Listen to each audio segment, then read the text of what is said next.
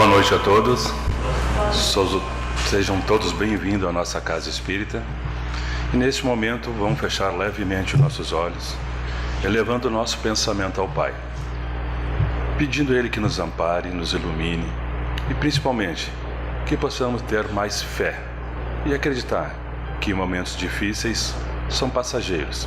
Estamos num plano de provas e expiações, mas com certeza temos o nosso anjo da guarda para nos amparar e nos manter fortes e resistentes. Basta que tenhamos fé. Então agora, meus irmãos, eu agradeço a presença de todos e vamos ouvir a nossa palestra. Com certeza que após sair daqui, todos nos sentiremos melhores. Que assim seja. Boa noite a todos. Sejamos todos bem-vindos. Hoje nós nos propomos a conversar um pouquinho sobre o tema vida cristã. E refletindo sobre isso, é preciso inicialmente que nós lembremos que quando nos propomos a nos tornar cristãos, quando nos propomos a seguir os conselhos que Jesus nos deixou, a praticar os seus exemplos, nós assumimos um compromisso muito grande para conosco mesmos e para com as pessoas que fazem parte da nossa vida, além daquelas que venham cruzar os nossos caminhos. Se dizer cristão não basta vir no centro espírita, não basta ir na igreja, não basta ter o evangelho na estande lá em casa ou na cabeceira da cama. É preciso que procuremos aprender com Jesus e praticar aquilo que Ele nos ensina cotidianamente. E para isso não basta ter boa vontade, é preciso ter coragem. Porque sabemos que vivemos num mundo de expiações e provas, um mundo que não é nada fácil de viver, mas é um mundo adequado às nossas necessidades. O mundo que nos serve de morada é propício a tudo aquilo que nós precisamos vivenciar para que nos tornemos pessoas melhores. E é difícil, nós bem sabemos. As experiências que a vida física nos impõe, as dificuldades que o plano terreno nos oferece, são extremamente difíceis. E Deus, sabedor disso, permitiu que fizesse-se presente junto a nós um de seus filhos, que é o responsável pela organização do nosso planeta desde o princípio. Antes da formação da Terra, Jesus já coordenava os trabalhos de formação do planeta, de organização física, e inclusive das nossas colocações aqui no plano terreno. E Ele se fazendo presente aqui junto conosco, encarnou no plano terreno com o objetivo de mudar a humanidade. E assim Ele o fez. De uma maneira muito controversa à época, mas tudo aquilo que Ele nos legou permanece por toda a eternidade do nosso planeta. Porque o que Jesus nos ensina é a verdade. E quando nós nos propomos a ser cristãos, eu convido os amigos e as amigas, e essa deve ser a nossa postura inicial, a lembrarmos do Sermão da Montanha. Eu vou até ler um trechinho, para que a gente rememore com fidelidade o que Mateus nos traz respeito àquele momento inesquecível. Jesus disse assim para todos nós: bem-aventurados os pobres em espírito, porque deles é o reino dos céus. Bem-aventurados os aflitos, porque eles serão consolados. Bem-aventurados os mansos, porque eles herdarão a terra. Bem-aventurados os que têm fome e sede de justiça, porque eles serão saciados. Bem-aventurados os misericordiosos, porque eles receberão misericórdia. Bem-aventurados os limpos de coração, porque eles verão a Deus. Bem-aventurados os pacificadores, porque eles serão chamados filhos de Deus. Bem-aventurados os perseguidos por causa da justiça, porque deles é o reino dos céus. Bem-aventurados sois vós, quando vos injuriarem e perseguirem e, mentindo, disserem todo mal contra vós por causa de mim. Alegrai-vos e regozijai-vos, porque é grande a vossa recompensa nos céus, pois assim perseguiram os profetas anteriores a vós. E o sermão seguia. Porém, essas frases de profunda beleza e de grande significação moral devem ecoar no nosso coração. Porém, não devem nos iludir. Jesus nos traz as bem-aventuranças e nos promete que bem-aventurados sejamos todos nós, que nos esforçarmos por pôr em prática a paciência, a caridade, a tolerância, a indulgência, o perdão, o amor. Bem-aventurados seremos nós. Porém, Jesus não prometeu que as bem-aventuranças se fizessem presentes no plano físico. Porque Jesus sabe, desde sempre, que o plano físico é a nossa escola de vida. Porque o plano físico e as imposições que ele nos traz são o remédio para os nossos males morais. É aqui no plano físico que nós temos a oportunidade de nos transformarmos. Kardec questionou em um livro dos Espíritos se é possível que os espíritos evoluam no plano espiritual, sem a necessidade de se fazer presente no plano físico. E os espíritos codificadores respondem a todos nós que é possível, sim, evoluir no plano espiritual. E assim acontece. Porém, é no plano físico que nós temos a oportunidade de comprovarmos as nossas aquisições morais. Porque estaremos num ambiente hostil, onde somos postos à prova incessantemente. E é nessa situação de sermos testados, provados, que nós vamos ter condição de aferir a nossa evolução.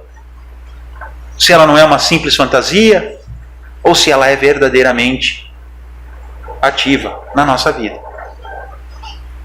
E Jesus, sabedor disso, nos promete que as bem-aventuranças nos serão oferecidas no seu reino, que não é deste mundo, que não é do plano físico, mas sim do plano espiritual. Porém, para que sejamos bem-aventurados, é preciso que estejamos conscientes das nossas responsabilidades e assumamos o papel de criatura que sabe que precisa aprender e evoluir, de criatura que sabe que precisa lutar contra as suas más tendências, procurando se tornar uma pessoa melhor, deixando de lado o egoísmo, a vaidade, o orgulho, a ganância e tudo aquilo que nos afasta do que Jesus nos ensinou. Os bons espíritos nos dizem que Jesus deve ser o nosso modelo e o nosso guia. E esse modelo e guia deve ser aplicado em tudo na nossa vida, em todos os instantes. Quando entendemos Jesus como nosso modelo, o modelo é aquele que nós devemos imitar. E o guia é aquele que nós devemos seguir. Nós deveremos imitar todos os exemplos que Jesus nos ofereceu. E devemos seguir todos os ensinamentos que ele nos legou. Agindo assim, nós nos tornaremos verdadeiros cristãos. Estaremos agindo com coerência em relação àquilo que nós dizemos ser. O que não quer dizer que seja uma proposta fácil. Porque o mundo onde a gente vive nos leva a viver de maneira diferente. E aí é que está o grande problema. Nós precisamos lutar contra o meio no qual nós vivemos. Parece impossível que isso aconteça, porque nós somos arrastados pelas más tendências do orbe terreno para que aprendamos a agir de acordo com o que todo mundo age, fazendo o que todo mundo faz, de maneira inconsequente, de maneira impensada. Porém, nós temos a oportunidade, através do que a doutrina espírita nos ensina, de refletir sobre as consequências dos nossos atos. Nós sabemos, meus amigos e minhas amigas, que a vida não é só a vida física. Nós somos seres imortais, espíritos criados por Deus com eternidade pela frente. O corpo, hora ou outra, vai precisar encerrar as suas atividades. Nós morreremos.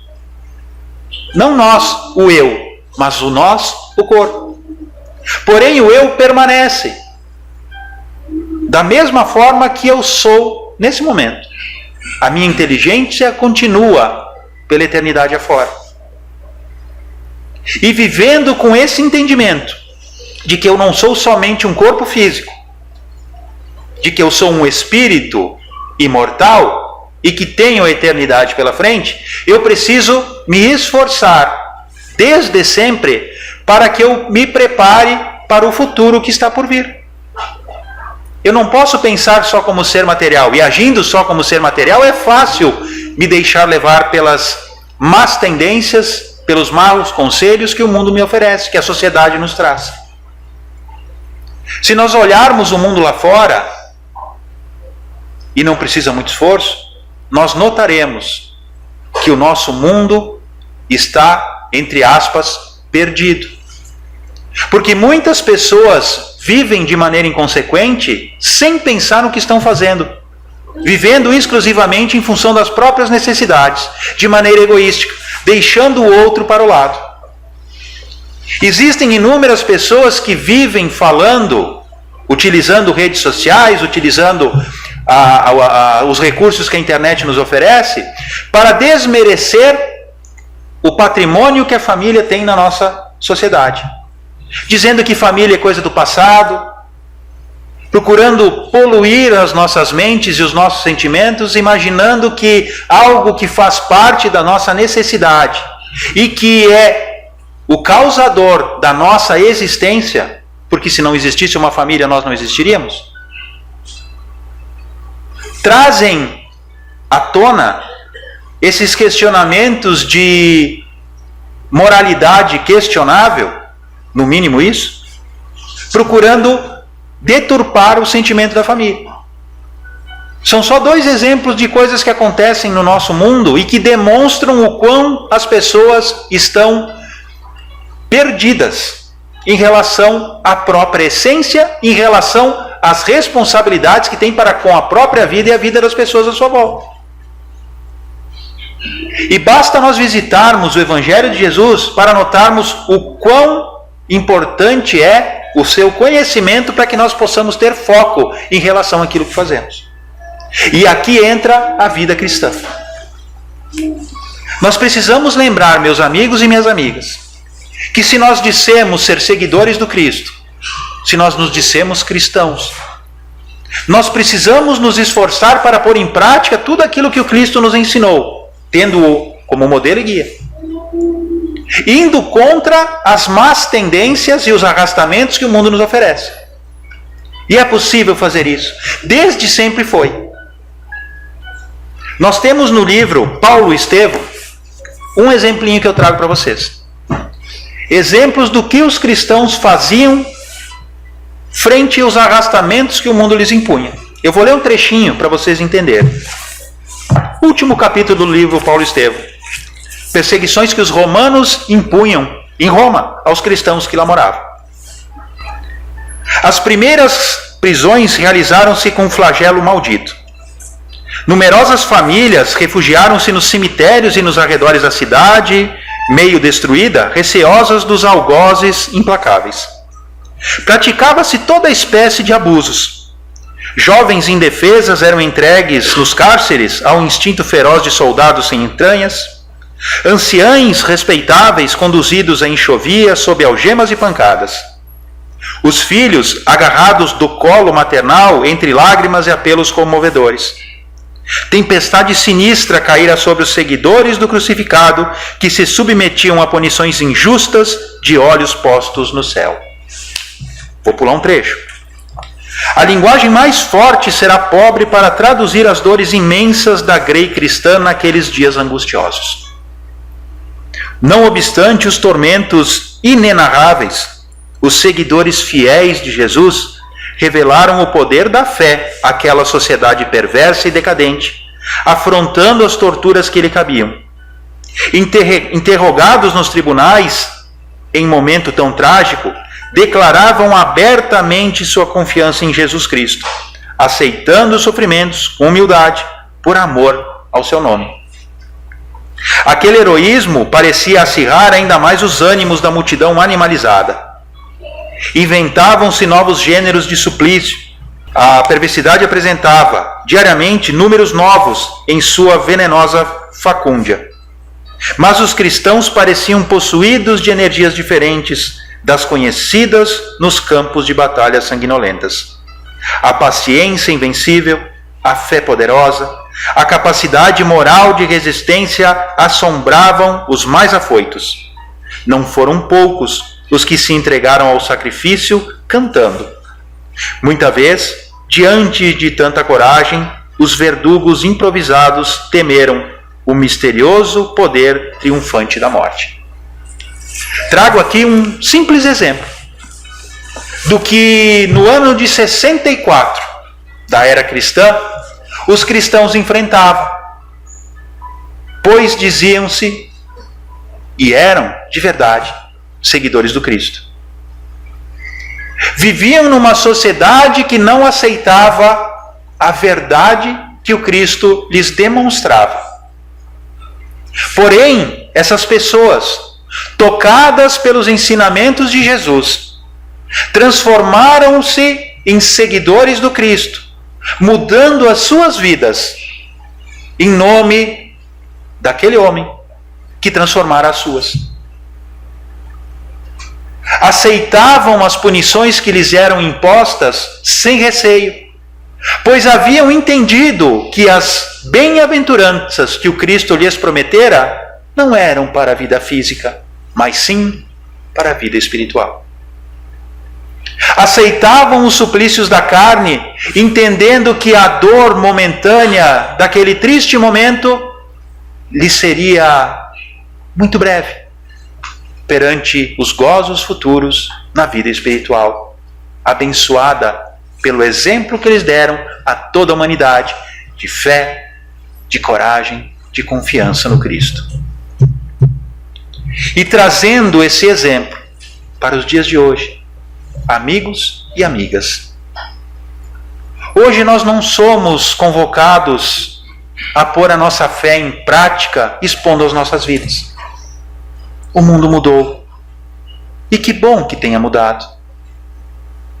Mas da mesma forma nós precisamos ter fé e coragem, demonstrando a nossa fé e a nossa confiança no Cristo em todos os instantes da nossa vida, lutando não mais fisicamente, mas moralmente contra as más tendências do mundo. É preciso que tenhamos coragem para lutar contra as nossas más tendências. É preciso que lutemos contra o egoísmo, contra a vaidade, contra a ganância, contra tudo aquilo que venha nos afastar de Jesus. É preciso que nos esforcemos por criar em nós mesmos as virtudes que hão de nos aproximar dele. É preciso que transformemos os nossos sentimentos. E para isso nós precisamos de muita coragem. Para isso nós precisamos aplicar ao nosso dia a dia a conduta cristã, tendo em Jesus o nosso modelo e guia, como falamos anteriormente. E isso, meus amigos e minhas amigas, é perfeitamente possível quando nós compreendemos o poder dos exemplos de Jesus para as nossas vidas. E para isso não precisamos imaginar que nós vamos ter que ter uma vida santificada, que nós vamos precisar viver de maneira diferente da qual nós vivemos. A vida não mudará em nada. O que mudará será a nossa postura, o nosso modo de agir, o nosso modo de pensar, o nosso modo de conviver.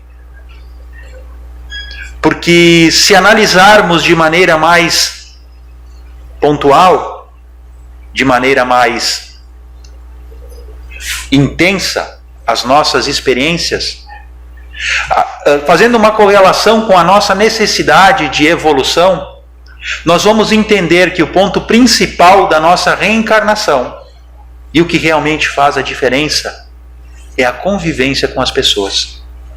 São as relações interpessoais.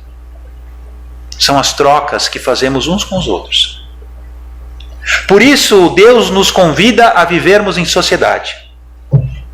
Por isso, as leis divinas nos congregam em famílias, para que estejamos juntos com outras pessoas que nos permitirão aprender com elas e com as quais nós poderemos também ensinar e aprender.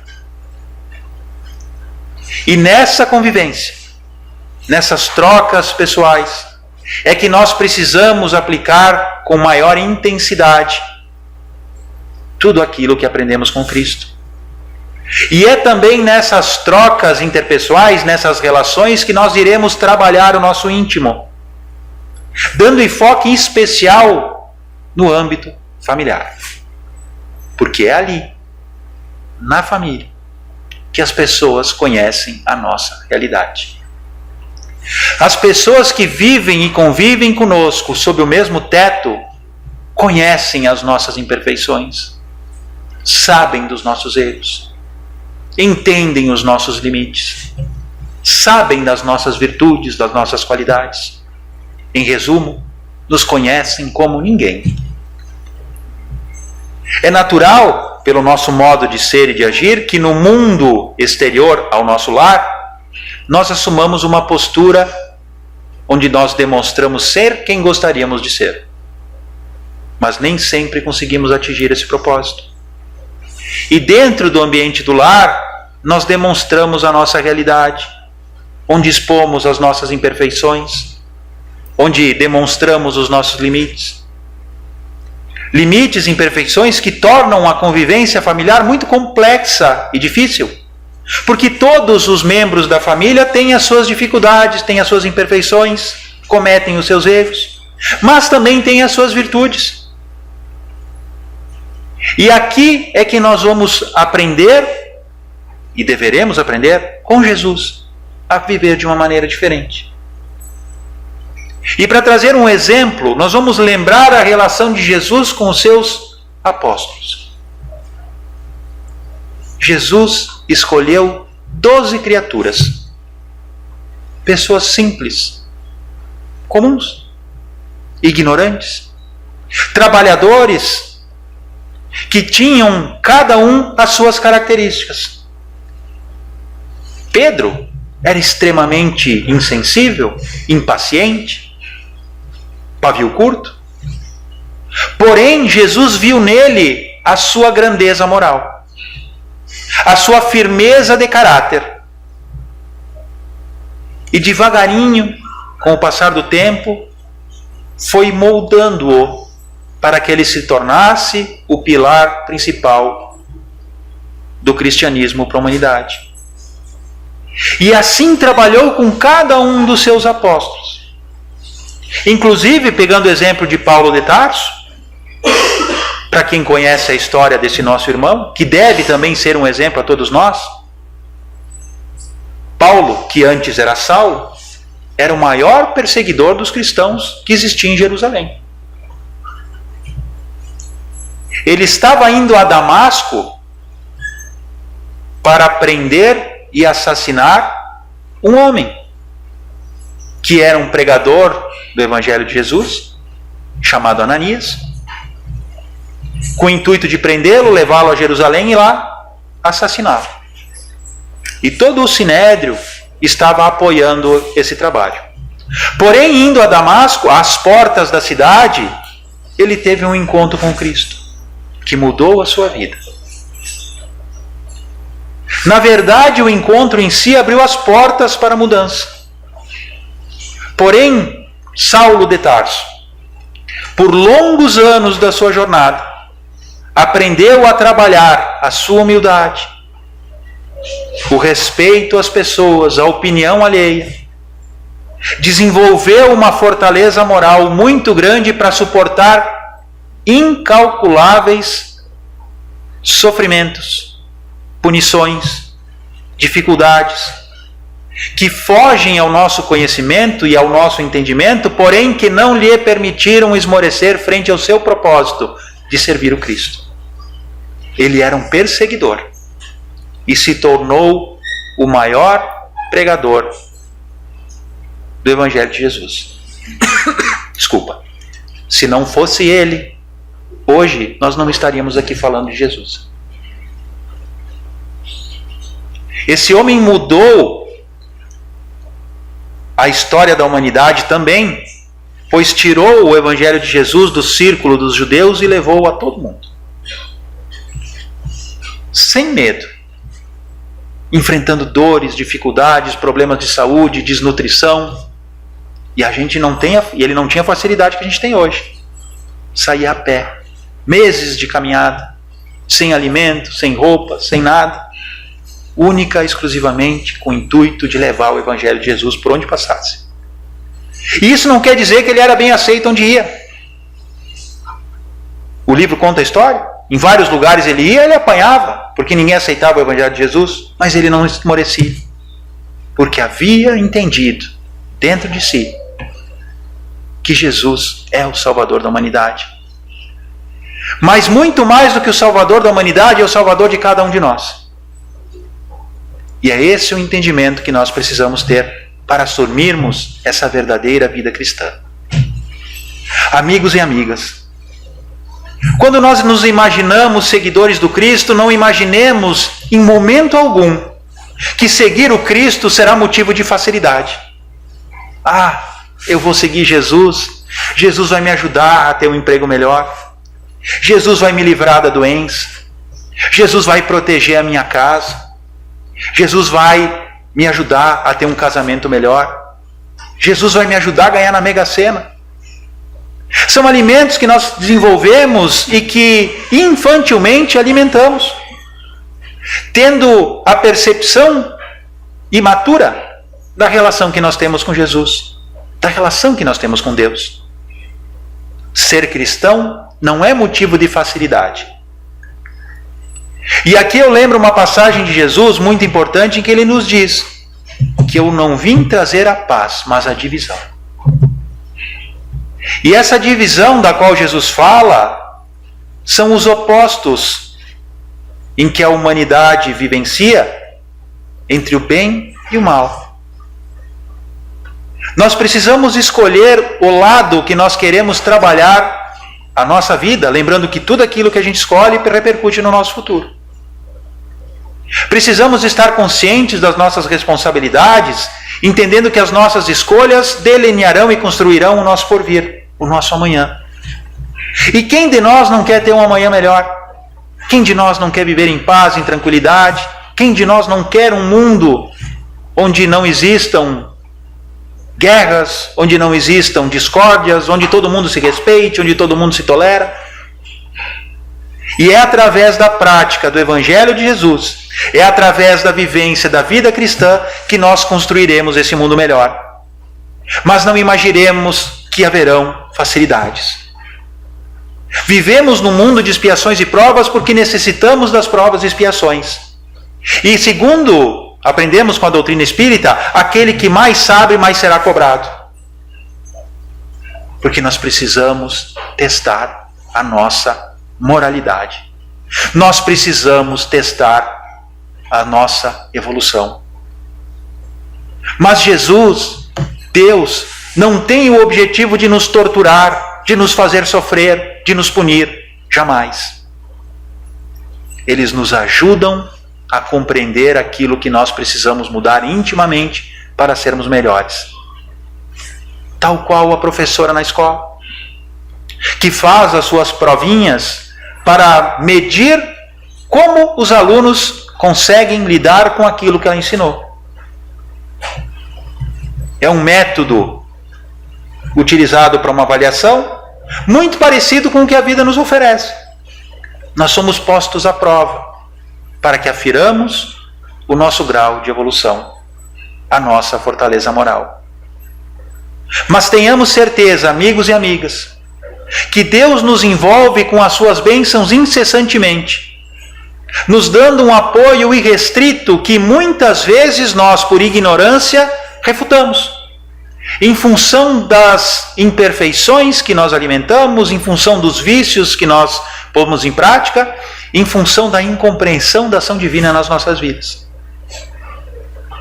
Aprendamos a utilizar tudo aquilo que Jesus nos trouxe como exemplo, como modelos, para que assim, aplicando na nossa vida, nós estejamos aptos também a sintonizar com as energias divinas que nos banham e hão de nos dar mais coragem, força e esperanças, para que jamais esmoreçamos frente às dificuldades que a vida nos oferece.